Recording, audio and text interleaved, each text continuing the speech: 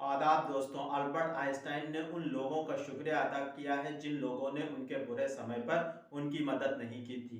उनका कहना था कि ऐसे लोगों का मैं शुक्रिया अदा करना चाहता हूँ जिन लोगों ने हमारे बुरे समय में मदद ना करके हमारे ऊपर एहसान किया और हमने वो सारी चीज़ें सीख ली जो कि शायद किसी दूसरे की मदद से वो चीज़ें हम उस प्रोसेस को ना सीख पाते या वो चीज़ें सीखने से वंचित रह जाते जो कि आज हमने हासिल की है सिर्फ महज इसलिए कि उस बुरे वक्त में उन लोगों ने मदद नहीं की।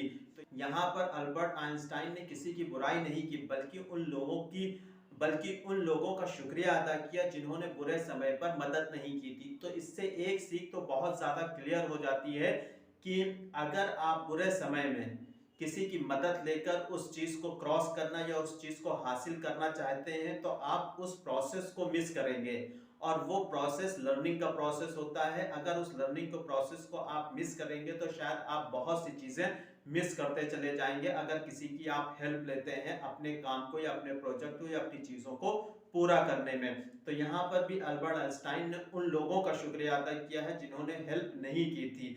वैसे आप लोगों को ये भी पता होगा कि अल्बर्ट आइंस्टाइन एक बहुत बड़े मैथमेटिशियन और साइंटिस्ट थे, स्पेशली फिजिक्स में और मैथ्स में उन्होंने बहुत नए आयामों को छुआ है।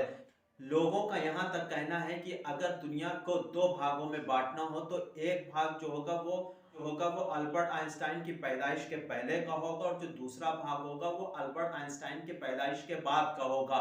उसमें एक चीज बहुत क्लियर ये नजर आती है कि अगर आप देखो तो अल्बर्ट आइंस्टाइन के पहले की जो दुनिया थी वो काफी अंधेरे में थी और अल्बर्ट आइंस्टाइन के आने के बाद की जो दुनिया है वो काफी रोशनी में है। तो इसीलिए लोगों ने इसको दो भागों में बांटने के लिए कहा है। अल्बर्ट आइंस्टाइन ने एक फॉर्मूला डिस्कवर किया था जिसको E is equal to M C square माना जाता है और ये फॉर्मूला ऐसा था कि पूरी दुनिया की सोच को बदलने वाला था और जितने भी साइंटिस्ट आगे बढ़े हैं वो इसी फॉर्मूले को लेकर उन्होंने नई नई डिस्कवरीज की हैं। इस फॉर्मूले ने साइंस को समझने का पूरा नजरिया बदल दिया था और टाइम्स मैगजीन ने 1999 में एक सर्वे कराया था जिसमें अल्बर्ट आइंस्टाइन को सेंचुरी ऑफ द पर्सन का अवार्ड दिया गया था। मतलब वो पूरी शताब्दी के जो महान व्यक्ति हैं उसमें सबसे महानतम व्यक्ति का जो पुरस्कार या नॉमिनेशन होता है वो अल्बर्ट आइंस्टाइन के नाम पर गया था। अल्बर्ट आइंस्टाइन इतने ज़्यादा तेज दिमाग के थे। अल्बर्ट आइंस्टाइन के बारे में ये भी कहा जाता है कि जिस वक्त वो पैदा हुए हैं तो उनका सर काफ़ी बड़ा था और उनका जिस्म सर के मुकाबले में छोटा था और जो सर का जो शेप था वो सही प्रॉपर वे में नहीं था, कुछ सर का शेप हल्का सा टेढ़ा था।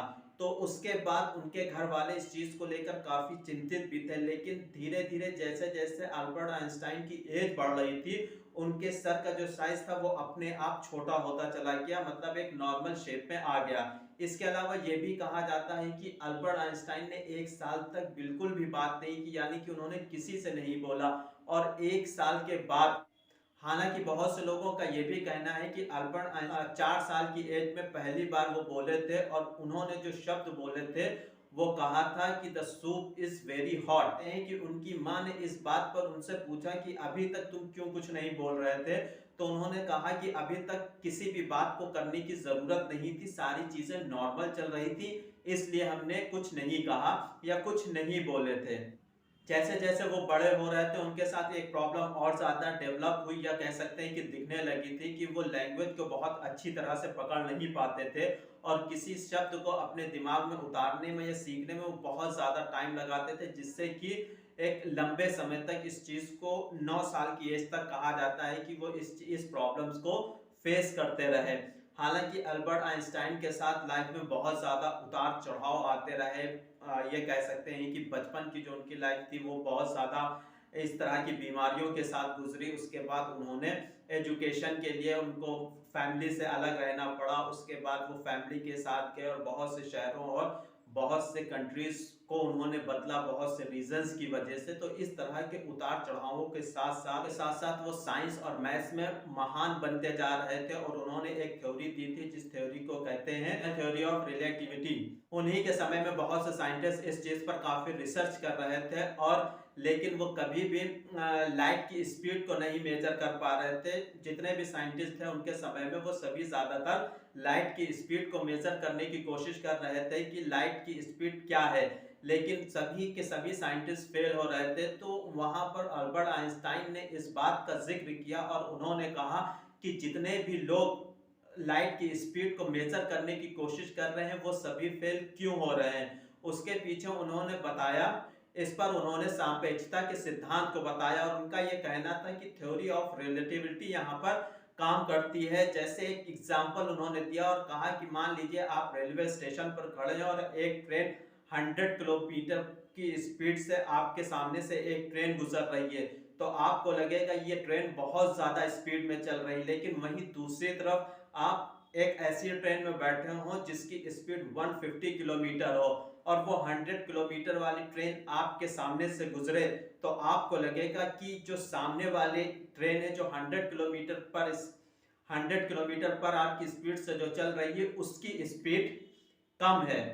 यानी कि यहाँ पर ये क्या है कि आप जहां से जिस चीज को देख रहे हैं वो वहां बैठकर या उस जगह पर आप होने पर जो सामने चीजें दिखती हैं उसका नजरिया या उसका नजारा कुछ और होता है। तो इसी को थ्योरी ऑफ रिलेटिविटी या सापेक्षता का सिद्धांत कहा जाता है। इसी पर अल्बर्ट आइंस्टाइन ने कहा था कि जो लाइट की स्पीड है वो एक समान रहती है, वो ना कभी घटती है ना बढ़ती है और उसकी स्पीड हमेशा एक सी रहती है और वो डॉटेड के रूप में रहती है। मतलब ये भी उन्होंने कहा कि वो कोई एक स्ट्रेट लेंथ नहीं है, बल्कि जो लाइट होती है वो डॉटेड फॉर्म में हमारे यहाँ तक या धरती तक या अर्थ तक पहुँचती है।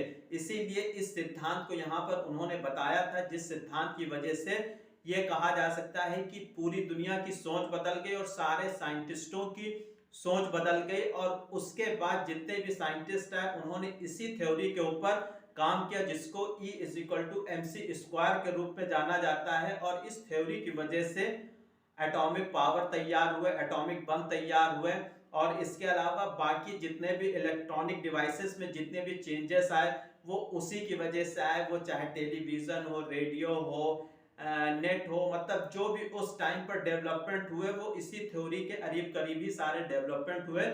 और इसी सिद्धांत को लेकर उसके बाद लाइट, बाकी सारी चीजें, इलेक्ट्रॉनिक चीजें, ये सारी चीजें उसके बाद इसी फॉर्मूले को लेकर बनाई गई। 1908 तक वो बहुत ज्यादा फेमस हो चुके थे, एक फेमस साइंटिस्ट के रूप में जाने जाते थे। इसके अलावा 1922 में उनको नोबेल पुरस्कार से भी नवाजा किया था और जो ये नोबेल पुरस्कार उनको मिला था वो फोटो इलेक्ट्रॉनिक की खोज की वजह से मिला था। यानी लॉ ऑफ फोटो इलेक्ट्रॉनिक की खोज पर उनको नोबेल पुरस्कार मिला था, जिसका सारा का सारा अमाउंट उन्होंने अपनी पहली वाइफ को दे दिया था उनके बच्चों की परवरिश के लिए।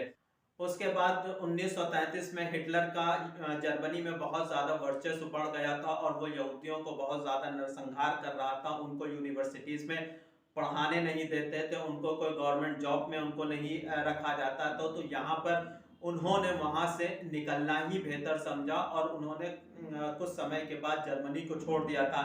यहाँ तक कहा जाता है कि जर्मनी में उनके ऊपर बहुत से केसेस भी लगा दिए गए थे और उनको $5000 तक के उनके ऊपर इनाम भी रख दिया गया था और उनके फोटोज को जगह जगह पर चिपकाया गया था उनकी खोज के लिए। इसके अलावा जब वो अमेरिका में शिफ्ट हुए तो 7 साल के बाद अमेरिका में भी उनको नागरिकता या सिटीजनशिप तो वहां पर मिल गई थी, लेकिन वहां पर भी FBI उनके पीछे लगभग 20 सालों तक पड़ा रहा। उसको लगता था कि शायद वो जर्मनी के कोई जासूस है और यहाँ आकर जासूसी कर रहे हैं।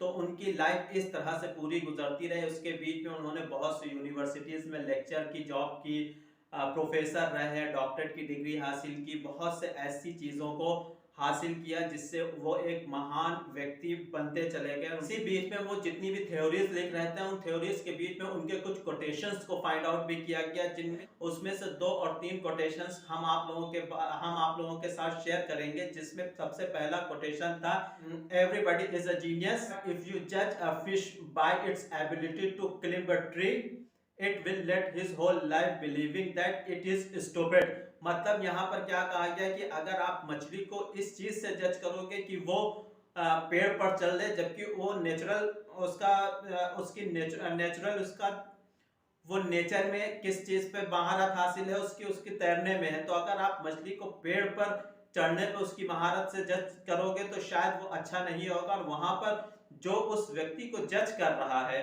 कि वो पेड़ पर नहीं चढ़ पा रही है, इसका मतलब वो इंसान ही स्टूपिड है, ना कि वो फिश। अगर आपको जज करना है तो उसकी नेचुरल जो एबिलिटी है उसके हिसाब से उसको जज किया जाना चाहिए। जैसे मछली की नेचुरल एबिलिटी है पानी में तैरना। आप पानी में आप किसी भी तरह से उसको तैरा लो, उसके लिए बहुत इजी हो जाएगा जिसने पानी में कभी नहीं देखा तैरते हुए। लेकिन आप जब उसको पेड़ पर चढ़ाने की कोशिश करेंगे तो वो पॉसिबल नहीं है, उसकी वो नेचुरल एबिलिटी नहीं, तो वहां पर वो स्टूपिड समझा जाएगा। ऐसा इंसान जो उसको इस तरह से जज करता वो वहां पर स्टूपिड ही कहलाएगा। Education is not learning to its back but training to the mind think. मतलब यहाँ पर बिल्कुल सीधा कहा गया है कि एजुकेशन को हमें इस तरह से नहीं देखना चाहिए कि हम फैक्ट्स के ऊपर देखें और उसको सीखें कि अच्छा ये ऐसे होता है। मतलब एक तरह से अपने दिमाग को हम कह सकते हैं एक बॉक्स बना लेते हैं कि सारी चीजें उसमें स्टोर करते चले जाएं। एजुकेशन का काम सिर्फ इतना ही करना होता है कि वो चीजों को सोचना सिखा दे, सही और गलत को अलग करना सिखा दे, नजरिए को चेंज करना सिखा दे। जो सिर्फ एक काम होता है एजुकेशन का वो सिर्फ इतना होता है, बल्कि ये नहीं होता है कि फैक्ट्स के बेस पर अपने दिमाग में कचरा भरते जाना। ऐसा तो मोबाइल के पास भी आप मोबाइल इस वक्त आपके पास है, आप मोबाइल हाथ में लीजिए और कुछ भी आप बोलिए या कुछ भी टाइप करिए तो वो आपको रिप्लाई दे देगा, लेकिन वो सोचना नहीं सिखा सकता है।